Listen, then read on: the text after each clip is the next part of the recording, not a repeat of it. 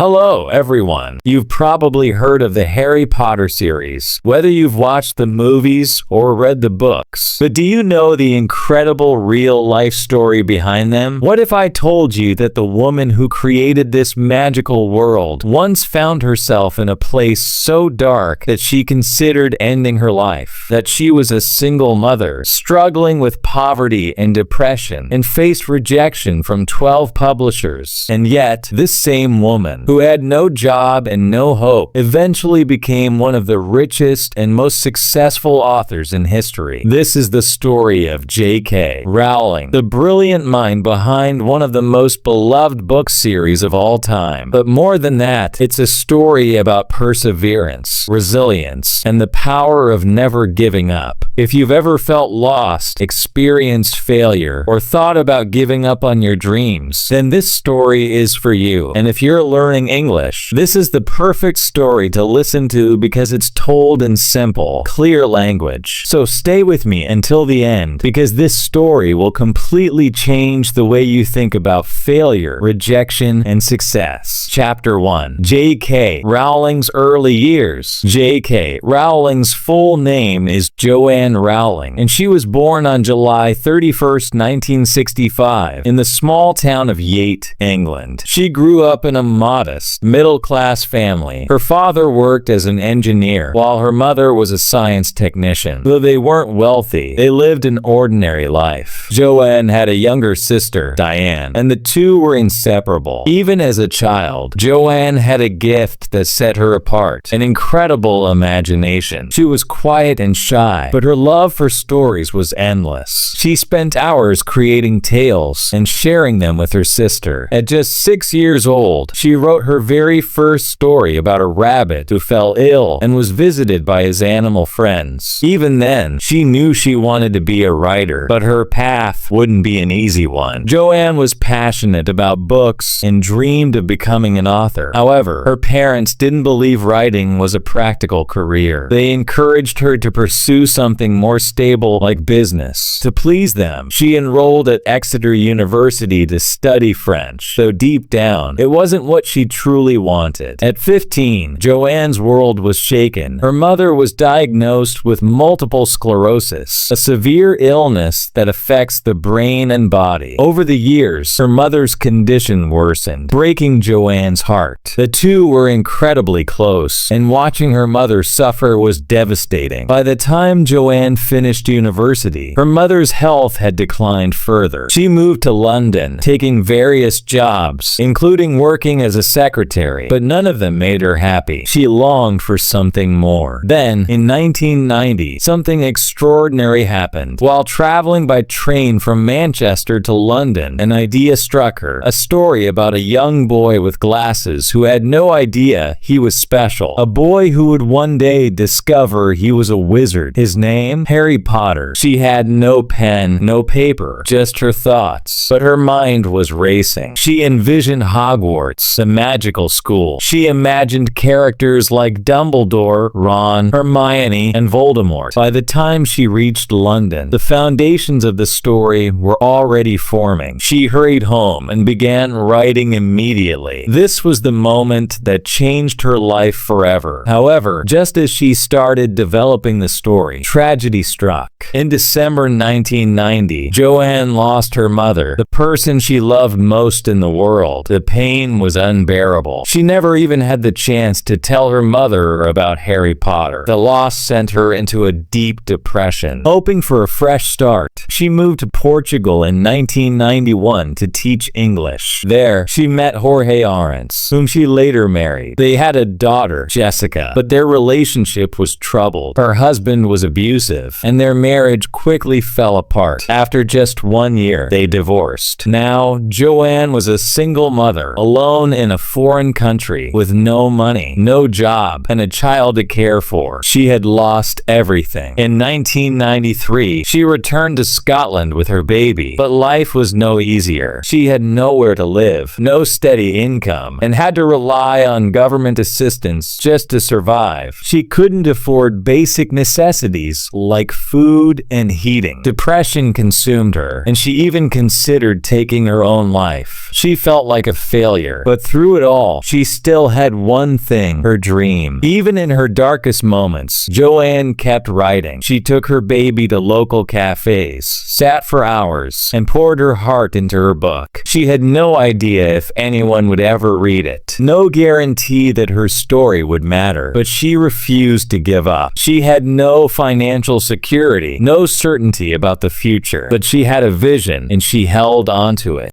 J.K. Rowling had finished writing her first Harry Potter book, but her journey was far from over. She had no income, no stability, and no support system. Living off government assistance, she struggled to put food on the table for her daughter. She felt utterly alone, drowning in depression, and convinced she had hit rock bottom. But she had one thing left, her story. She believed in her book. She knew it had something special. Now, she just needed someone else to see its magic too. With hope in her heart, she sent her manuscript to publishers, thinking it wouldn't take long. After all, she had poured her soul into this story, but reality hit hard. The first publisher turned it down. She brushed it off. Many writers faced rejection. She sent it to another rejection, and another. Each time she received a rejection letter, she felt a stab of disappointment. Every time she dared to hope, she was let down again. Doubt crept in. Was her book not good enough? Was she chasing an impossible dream? She had already lost so much. Her financial security, her self-confidence, and nearly her will to go on. Now, rejection after rejection was pushing her further into despair, but she refused to quit. By the time she received her 12th rejection, most people would have walked away, but not J.K. Rowling. She tried one last time. She sent her manuscript to a small publisher, Bloomsbury. She waited, prepared for yet another heartbreak. Then, something different happened. Nigel Newton, the chairman of Bloomsbury, took the manuscript home and handed the first few chapters to his 8-year-old daughter, Alice. She read them and couldn't stop. She ran back to her father and begged for more. "This book is amazing. You have to publish it." That moment changed everything. Bloomsbury decided to take a chance on Harry Potter, but even then, their confidence was shaky. They gave J.K. Rowling a modest advance of just £1,500, about $22,000. It was a start, but far from the financial breakthrough she needed. Then came another blow. The publishers warned her not to expect much. They told her, "Only a few thousand copies will be printed. Don't think you'll make a fortune from this. You should look for a real job." After everything she had been through, this could have crushed her, but she didn't let it.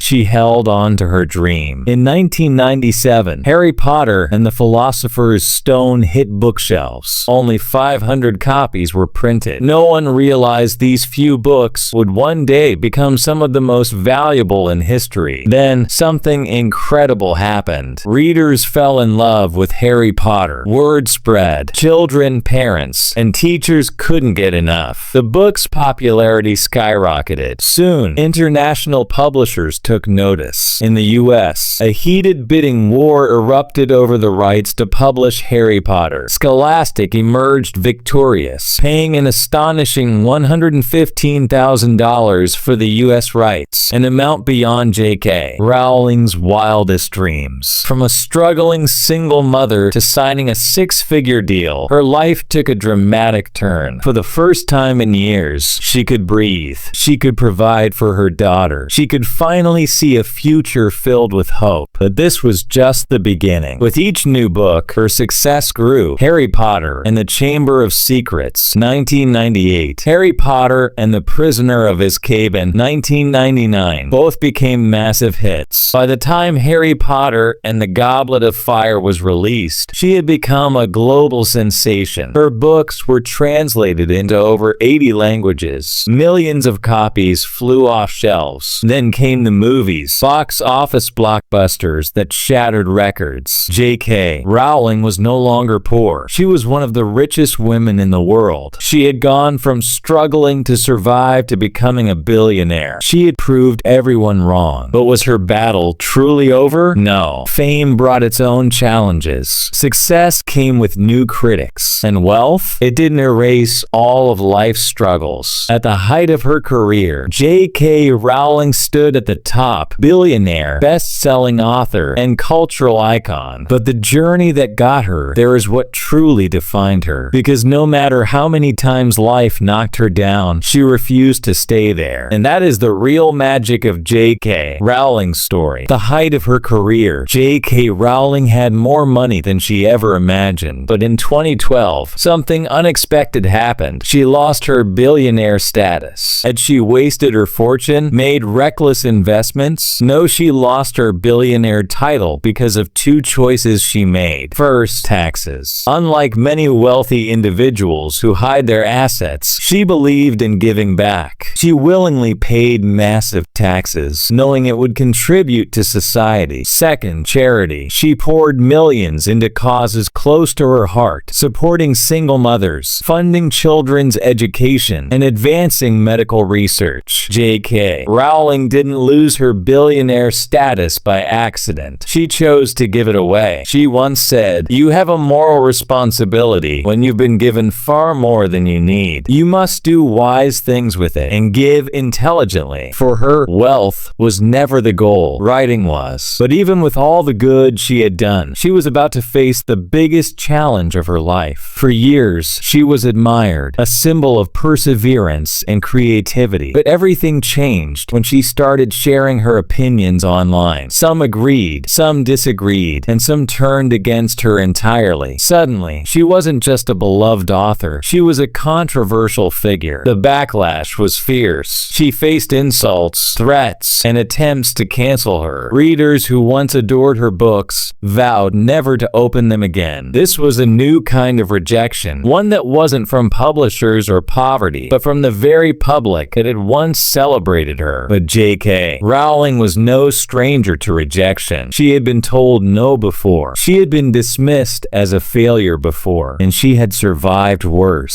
So she did what she always did. She kept writing. For a while, people wondered, would she ever write another book after Harry Potter? Then, in 2013, she released a novel. But this time, she hid her identity. She published The Cuckoo's Calling under the pseudonym Robert Galbraith. She wanted to prove something to herself, to the world. Could she still succeed without her famous name on the cover? At first, the book received modest attention. Critics praised it, but sales were slow. Then, the truth came out. J.K. Rowling was the real author. Within hours, the book became a bestseller. She had proved that her success wasn't just about Harry Potter. She was a true writer with more stories to tell. J.K. Rowling's journey from a struggling, depressed single mother to one of the most powerful women in the world was nothing short of extraordinary. She had built a literary empire. She had defied rejection, poverty, and doubt. She had become one of the best-selling authors of all time. But even after achieving everything, her story was far from over. Because life doesn't stop testing you. No matter how successful you become, despite all her triumphs, one heartbreak remained. Her mother never got to see her success. This loss haunted her. Whenever she spoke about her mother, her eyes filled with tears. "I wish she had seen this. I wish she had known," she once said. "The books are what they are because my mother died." Her mother's passing changed her forever, shaping the emotional core of Harry Potter. No amount of money, fame, or achievement could heal that wound. And that's the truth about life. Even after success, some pain never fades. Many wonder, how did J.K. Rowling write a story that touched millions? The answer is simple, because she lived it.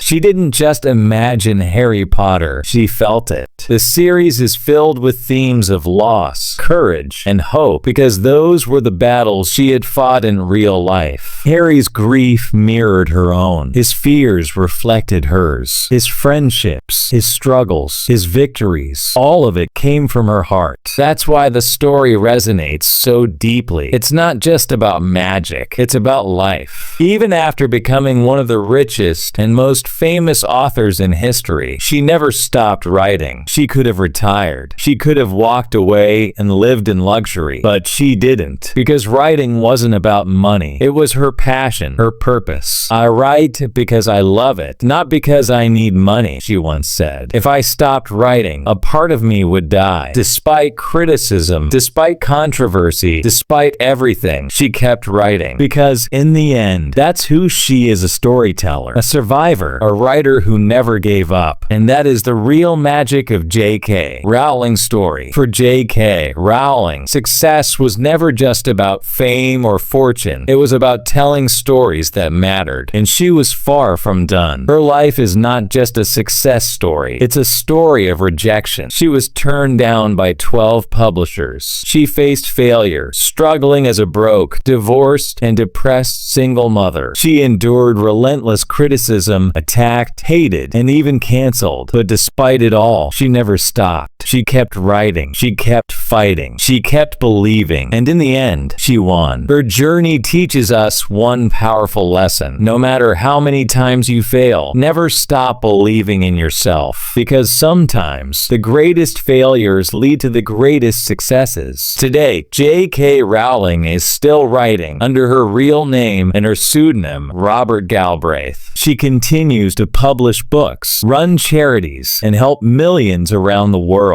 She speaks her mind, even when it's unpopular. She proves that true success isn't about wealth, it's about impact. She is not just a writer, she is a legend. Her story will be told for generations because she didn't just write books, she changed the world. With over 20 books to her name, including 7 Harry Potter novels, the Cormoran Strike series, and the Casual Vacancy, Rowling has sold more than 600 million copies worldwide. She is one of the best-selling authors in history. Her empire, built from Harry Potter books, films, and merchandise, has made her a billionaire. But her greatest achievement isn't money or records. It's the hope she has given to millions. Her life was filled with pain, struggles, and failure, yet she never gave up. Today, she stands as a symbol of resilience. So if you're facing rejection, if you feel lost, if your dreams seem impossible, remember J.K. Rowling's story. Remember that success doesn't come easy. Remember that failure is not the end. Because just like her, your story is not over yet. J.K. Rowling's journey proves one thing: success is not about luck. It's about never giving up. If you believe in yourself, if you keep going no matter how many times you fail, if you work hard even when no one believes in you, then one day your name will be remembered. Because greatness isn't something you're born with, it's something you create. And just like her, you have the power to write your own success story. Did this story inspire you? Would you like to hear more stories like this? Let me know who you want next. And remember, your dreams are possible. Keep believing, keep fighting, keep writing your story, because one day the world will read about you. Thank you for watching. If you haven't subscribed yet, hit that button and turn on notifications so you never miss more shocking real-life stories like this. See you in the next one.